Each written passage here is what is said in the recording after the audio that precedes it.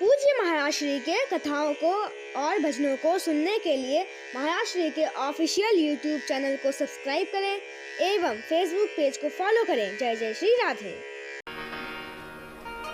इस प्रकार से भगवान की गृहस्थी बड़ी अद्भुत तरीके से चल रही है। भगवान की गृहस्थी देखने के लिए नारद जी आते हैं। नारद जी ने भगवान की गृहस्थी देखी है और देखकर अत्यंत प्रसन्न हुए हैं। अनिरुद्ध का विवाह, भगवान के पौत्र अनिरुद्ध का विवाह रुक्मी की पुत्री के साथ हुआ है। इस विवाह में दाऊजी रुक्मी के साथ बैठकर चौपड़ खेल रहे थे। रुक्मी बार बार हार रहा था, लेकिन हारने के बाद भी यह हार नहीं मान रहा था। आकाशवाणी हुई है, रुक्मी तू हार गया, लेकिन फिर भी यह मानने को तैयार नहीं था। दाऊजी को क्रोध आया।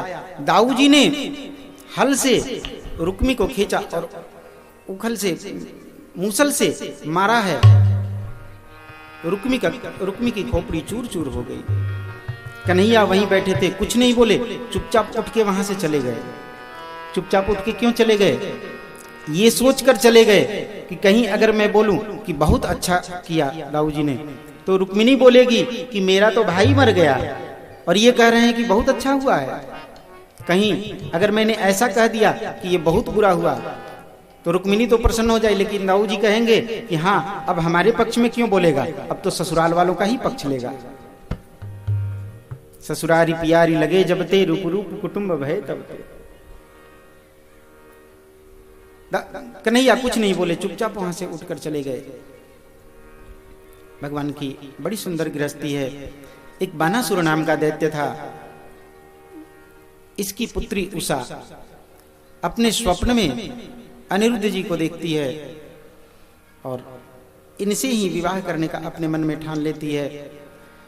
अपनी सहेली चित्रलेखा से चित्र बनवाया है और उस चित्र को देखकर कहा, हाँ मैं इन्हीं को अपने स्वप्न में देखी थी, इन्हीं से विवाह करना चाहती हूँ। चित्रलेखा माया विद्या को जानने वाली थी। चित्रलेखा ने मायावी विद्या से अनिरुद्ध जी को उस महल में बुला लिया है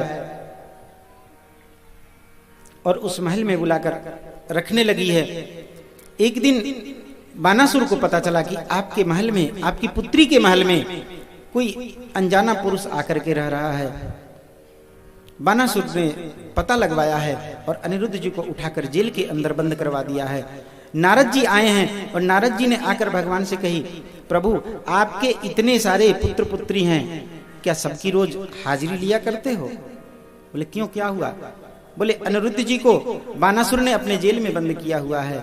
भगवान वहां से आते हैं और बानासुर के साथ घमासान युद्ध होने लगा है। ये बानासुर भगवान शिव जब तांडव नृत्य किया करते थे ना, उनके साथ उनके नृत्य करने के समय मृदंग बजाया करता था। लेकिन दो हाथों से मृदंग बजाता था, इसके मन में संतुष्टि नहीं होती थी। एक दिन इसने भगवान शिव से कहा, प्रभु मुझे 10,000 हाथ दे दीजिए, मुझे 1,000 हाथ दीजिए, इनसे मैं वाद्य बजाऊंगा तो आपको भी नृत्य करने में आनंद आएगा और मुझे भी बजाने में आनंद आएगा। 1000 हाथ दिए हैं भगवान ने। अब एक साथ बहुत सारे वाद्य यंत्र बजाया करता, जिससे भगवान शिव को भी नृत्य करने में मन लगता था। अब रोज रोज भगवान शिव नृत्य तो करते नहीं थे, तो इसकी भुजाओं में खुजली होने लगी। इसने कहा, प्रभु आप मेरे साथ युद्ध कीजिए। भगवान भोलेनाथ ने कही, लो मेरे से ही वरदान प्राप्त किया और मुझे ही युद्ध के लिए ललकारने लगा। एक काम कर, एक ध्वजा दिया है, ये ध्वजा ले जाके अपने राज्य में लगा दे। जिस दिन ही तेरी ये ध्वजा टूट कर गिर जाए, तू समझ लेना तेरे से युद्ध करने वाला, तुझे परास्त करने वाला कोई आ गया है। बानासुर की ध्वजा टूट के गिर गई थी, लेकिन कोई दिख नहीं रहा था, कौन आ गया है इसके राज्य में। जय जय श्री राधे।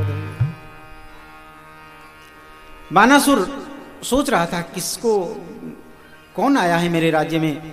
अनिरुद्ध जी को उठा के जेल में बंद कर दिया। द्वारिकाधीश आए हैं और आकर बानासुर को युद्ध के लिए ललकारा है। बानासुर के साथ घमासान युद्ध होने लग गया। बानासुर ने भगवान शिव का आवाहन किया है। भगवान शिव बानासुर की तरफ से कन्हैया से आकर युद्ध करने लगे हैं। एक से एक दिव्य अस्त्र चलने लगे हैं। भगवान शिव ने आग्नेयास्त्र का संधान कर दिया है।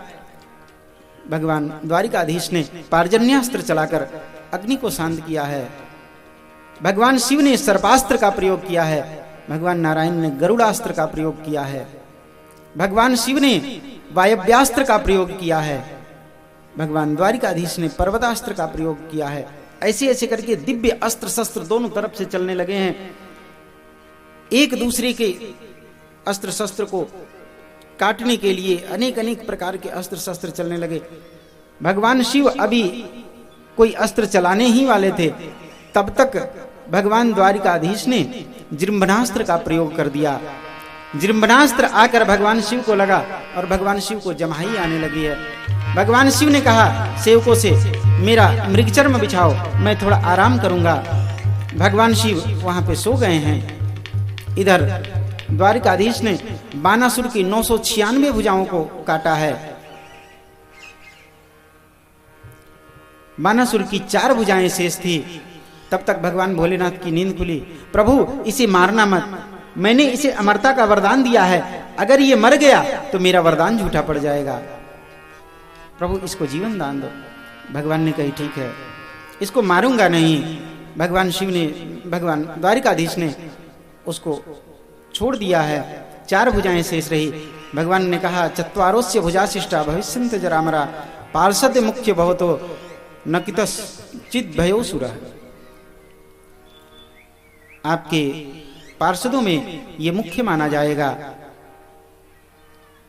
आपके पार्षदों में यह मुख्य होगा, इसे अपने साथ ले जाएं। मेरे पौत्र अनिरुद्ध को इसे छोड़ने के लिए कहे। अनिरुद्ध के साथ उषा को भी लाकर प्रदान किया है। भगवान लेकर द्वारिका में आए हैं। जय जय श्री राधे।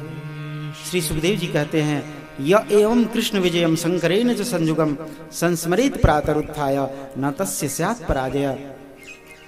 जो कोई इस कृष्ण विजय शंकर जी के साथ में जो ये युद्ध हुआ है, इस गाथा को प्रातः काल उठकर स्मरण करता है, जीवन में कभी उसका पराजय नहीं होता। बोलिए द्वारिकाधीश की, शंकर भगवान की। सुखदेव जी कहते हैं परीक्षित, एक दिन भगवान अपने बच्चों के साथ वन में वनभोज करने के लिए गए हैं। पानी की तलाश में बच्चे जब इधर उधर भटकने लग गए, कहीं पानी मिल नहीं रहा था। एक कुआं दिखाई पड़ा है। उस कुएं में जाकर बच्चों ने जब देखा कि पानी है कि नहीं, जब नीचे झांक कर देखा है तो एक बहुत बड़ा गिरगिट उस कुएं में पड़ा हुआ था। बच्चे घबरा गए हैं और बच्चों ने आकर द्वारिकाधीश से ये बात कही है। कन्हैया गए हैं, जाकर उस गिरगिट के ऊपर अपना चरण पधराया है। उस गिरगिट की गिरगिट योनि छूटी है। उस गिरगिट ने भगवान के चरणों में प्रार्थना की है, हे प्रभु नृगो नाम नरेंद्रो हम इक्ष्वाकुतनय प्रभु। मैं इक्ष्वाकु महाराज का पुत्र नृगु हूं।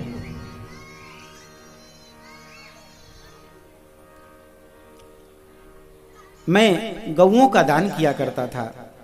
एक बार एक ब्राह्मण को दान की हुई गाय वो मेरी गाय में आकर मिल गई। मैंने उस गाय को पुनः दान कर दिया, जिसके फलस्वरूप मुझे गिरगिट की योनि प्राप्त हुई। हे प्रभु, मैं जहर को जहरीला मानता हूं, लेकिन जहर भी उतना ज्यादा जहरीला नहीं है जितना ज्यादा कि संत और ब्राह्मण का दान किया हुआ धन होता है। संतों और ब्राह्मणों का दान किया हुआ धन अगर कोई उसको हरने का प्रयास करता है, लेने का प्रयास करता है, तो कहते हैं स्वदत्ताम परदत्ताम व ब्रह्मवृत्तिम हरेच्चयः 60 वर्ष सहस्राणि विष्ठायाम जायते कृमि।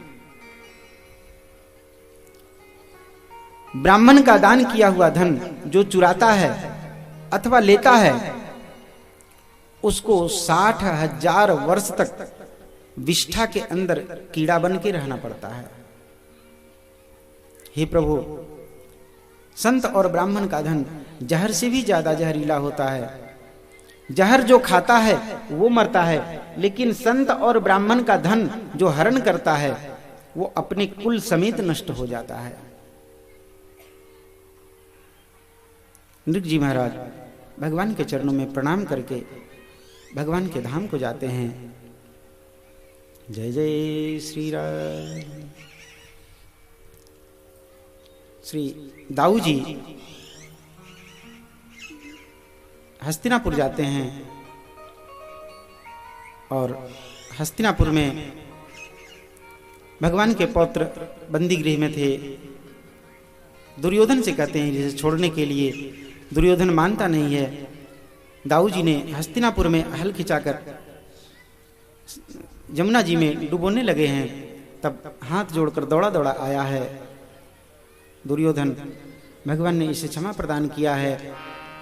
दुर्योधन ने भगवान के पौत्र को लाकर भगवान के चरणों में समर्पित किया है। पौंड्रक पूज्य महाराज श्री के कथाओं को और भजनों को सुनने के लिए महाराज श्री के ऑफिशियल यूट्यूब चैनल को सब्सक्राइब करें एवं फेसबुक पेज को फॉलो करें। जय जय श्री राधे।